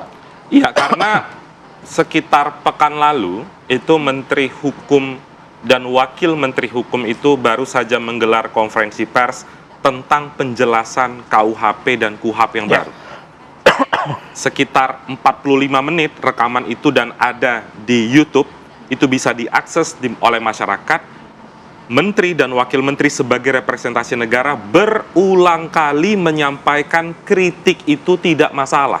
Dulu di dalam KUHP tidak ada kata kritik di dalam KUHP, karena pemerintah memahami urgensi dari kritik itu, maka kata kritik itu silakan saja search di dokumen KUHP, itu disebutkan secara langsung. Saya rasa itu sebagai bentuk penegasan negara, bukan hanya pernyataan, tapi dituangkan dalam aturan. Bisa saja diucapkan, tapi di aturan nggak ada. Tapi ini sudah diucapkan dan di aturan tertuang secara langsung. Saya rasa itu harusnya menjadi jaminan bagi negara dan masyarakat untuk terus mengawasi proses pemerintahan paling tidak 4 tahun mendatang. Sebenarnya maksud saya nih. Tidak menjawab. Itu Jadi dia. diundang Jadi apa perlu enggak? nggak diundang di sana? Itu pertanyaannya. Iya, karena Perlu apa enggak? Poin saya adalah istana sudah menegaskan soal kritik itu diperbolehkan. Menko. Ketika penegasan itu disampaikan, tidak hanya untuk komika, seluruh masyarakat itu boleh melancarkan Ada kritik. pengen ya diundang ke istana ya? Iyalah.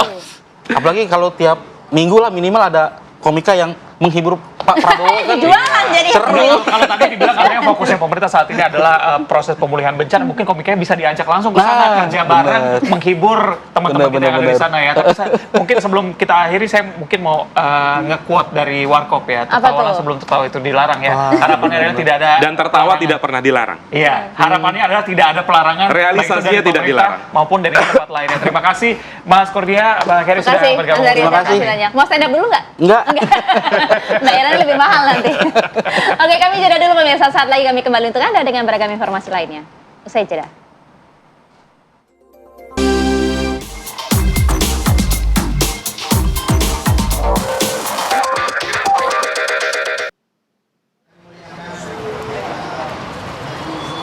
Gubernur DKI Jakarta Pramono Anung menyampaikan bahwa Pemprov Jakarta akan membongkar tiang monorel yang berada di kawasan Rasuna Said, Jakarta Selatan.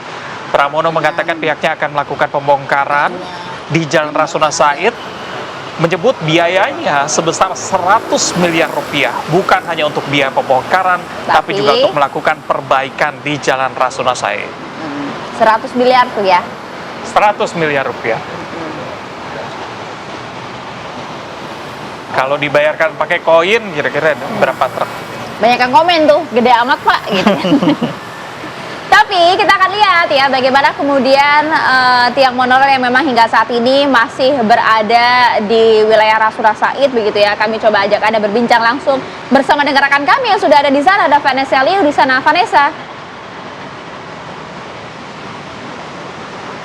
Ya, selamat pagi Maria, Reza, dan juga pemirsa, kembali lagi di Apa Kabar Indonesia Pagi on Location. Saat ini mengabarkan langsung dari Jalan HR Rasuna Said atau tepatnya di sisi timur, di depan halte LRT Setiabudi, di mana beberapa saat lagi akan dilakukan pembongkaran tiang monorel di sepanjang Jalan HR Rasuna Said. Nah pemirsa, tiang monorel yang terdapat di Jalan HR Rasuna Said ini sendiri ada sekitar 98 tiang monorel yang akan dibongkar secara berkala ke depannya. Dan tiang monorel ini diketahui sudah mangkrak selama lebih dari 20 tahun atau sejak tahun 2004. Dan memang dari pihak Pemprov DKI Jakarta sendiri belum menyatakan adanya penutupan jalan resmi dari pembongkaran yang akan dilaksanakan hari ini.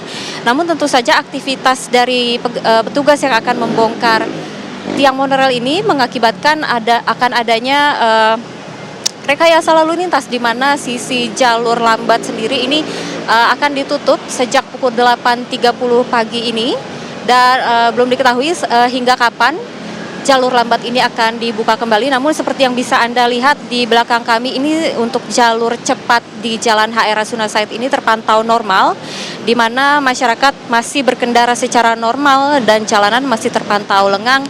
serta belum ada kemacetan yang berarti. Namun ini diprediksi semakin siang akan semakin padat di jalur cepat yang dibuka sendiri, sehingga untuk masyarakat yang nantinya akan melewati Jalan HR Rasuna Said dihimbau untuk mempertimbangkan jalur alternatif atau mempertimbangkan jam keberangkatan Anda menuju destinasi Anda masing-masing. Sementara pemirsa, panjang penataan jalan yang akan dilakukan ini adalah sekitar 3,65 km, di mana Dishub DKI Jakarta saat ini juga sudah bergabung dengan pihak lainnya seperti Dinas Bina Marga, Pol PP, serta di sini juga ada polisi lalu lintas dan juga tentunya ada protokol yang berjaga karena dijadwalkan pukul 9 pagi waktu Indonesia Barat ini Gubernur DKI Jakarta Pramono Anung akan turun langsung untuk memantau secara seremonial dari hari pertama pembongkaran tiang monorel sekitar Jalan HR Rasuna Said. Sedangkan pemirsa, pembongkaran ini akan dilaksanakan secara bertahap dan tidak sekaligus, di mana rencana awal kemungkinan pembongkaran ini akan dilakukan pada malam hari nantinya untuk mengurangi gangguan di arus utama, terutama secara spesifiknya di jam pulang kerja, mengingat bahwa Jalan HR Rasuna Said ini sendiri adalah kawasan bisnis di mana aktivitas masyarakat cukup padat di sepanjang jalan ini. Dan jika kita membicarakan mengenai dana dari pembongkaran monorail ini, pemirsa, memang kemarin sempat disorot publik karena dana yang digelontorkan untuk pembongkaran ini cukup fantastis, yaitu sebesar 100 miliar rupiah. Namun untuk dana sebesar 100 miliar rupiah ini tidak hanya semata-mata untuk pembongkaran monorail saja, tetapi kedepannya akan digunakan untuk memperbaiki atau menata ulang dari ruang tata kota wajah Jakarta, karena memang selama ini dilakukan pembongkaran untuk tiang monorail ini karena mengganggu estetika dari wajah kota Jakarta, sehingga saat pembongkaran ini diprediksi akan selesai pada September 2026 ini akan dilanjutkan dengan proyek penataan ulang kembali kota Jakarta seperti perbaikan pedestrian akses atau area pejalan kaki dan juga penerangan jalan serta pembatas jalan, di mana dana sebesar 100 miliar ini akan digelontorkan. Jadi pemirsa, untuk saat ini sendiri kami masih memantau atau menunggu kedatangan dari Gubernur DKI Jakarta Pramono Anung, dan yang menariknya dari info yang kami dapatkan, untuk Pramono Anung sendiri dikabarkan akan mengundang mantan Gubernur DKI Jakarta Sutioso atau yang akrab disapa dengan Bang Yos, karena memang proyek monorail ini dikatakan sudah ada atau dibangun sejak masa era kepemimpinan Bang Yos sendiri, dan dikabarkan juga untuk tiang monorail ini sendiri sudah memang bukan wewenang dari Pemprov DKI Jakarta, namun karena sudah ada upaya dari pihak Pemprov DKI Jakarta yang melakukan upaya untuk bersurat atau berkoordinasi dengan pihak yang bertanggung jawab dengan tiang monorail ini, namun belum ada tindak nyata yang dilakukan oleh PT yang bertanggung jawab, sehingga akhirnya pihak Pemprov DKI Jakarta sendiri mulai hari ini mengambil tindakan untuk mengentaskan tiang monorail yang sudah mangkrak selama 20 tahun lebih.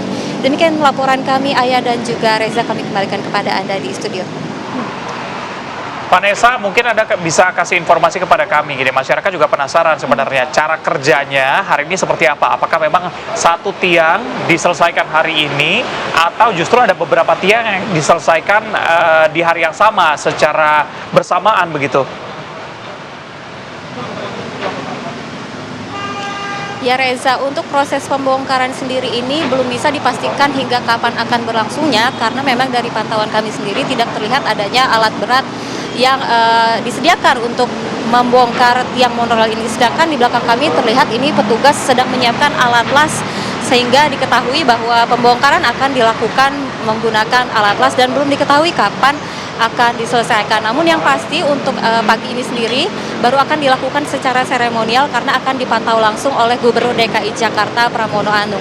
Untuk sistematis ke depannya pukul jam berapa saja pembongkaran ini akan berlangsung, ini akan terus diupdate atau diberitahukan lebih lanjut oleh pihak Pemprov DKI Jakarta dan juga Dinas Bina Marga, Reza. Baik, terima kasih Vanessa Liu melaporkan langsung dari Jalan Rasuna Said Kuningan, Jakarta Selatan.